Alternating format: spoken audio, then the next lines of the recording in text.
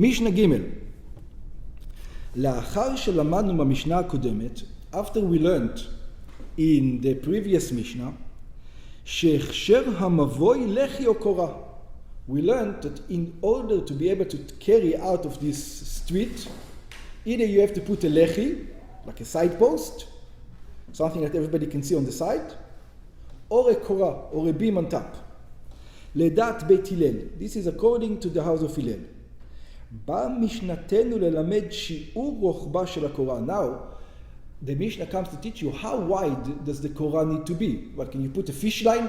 You know, how long is a small one is enough? How wide does it need to be? In other words, it needs to be hakir. You need to see it. Yeah? Okay.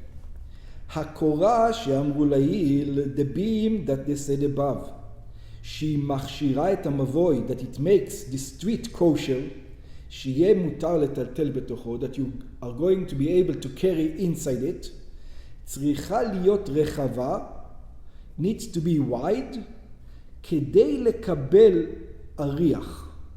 In order to, as wide, in order to receive on it an אריח. We're going to see what an אריח is soon. כמי שהמשנה מפרשת והולך. Like the Mishnah is going to explain. ואריח, how much is an אריח? What's an אריח? How wide does it need to be? חצי לבנה, על 3 טפחים. It needs to be at least half a brick on 3 טפחים. Yeah. נמצא רוחב האריח, טפח ומחצה. So the width of the אריח, the width of the beam, needs to be 1.5 טפח. דיה לקורה, שתהה רחבה טפח, it's enough if it's going to be only 1 טפח wide, כדי לקבל אריח לאורכו, in order to receive the אריח to the width, to the length. ויש גורסים, there are different of opinion, it says, כדי לקבל אריח לרוחבו. So it says, how are you going to put the brick? You're going to put the brick this way, 1.5, or this way, 1.5.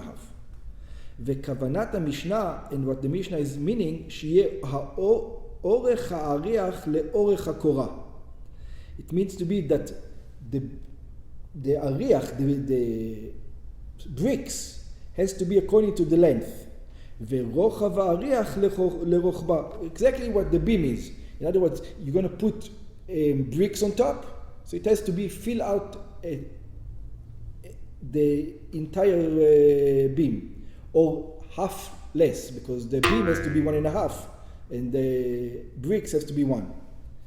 בגמרא מבואר, in the Gemara it explains, שהעודף של חצי הטפח, how much more you have on the brick, the beam has to be wider than the line of bricks that you're going to put on top. So it has to be, it's wider by 2 אצבעות. שיש ברוחב האריח על רוחב הקורה. That in the width of the אריח is on the width of the קורה. אפשר לחלק לשני צידי הקורה, אצבע מכאן ואצבע מכאן.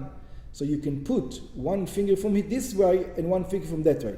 ולמרח טיט תחתיהן, you're going to give tit, what do you call it, in today's day and age, what do you put between the bricks? Mallet, whatever it's called in English. What do you call it in English? I don't know.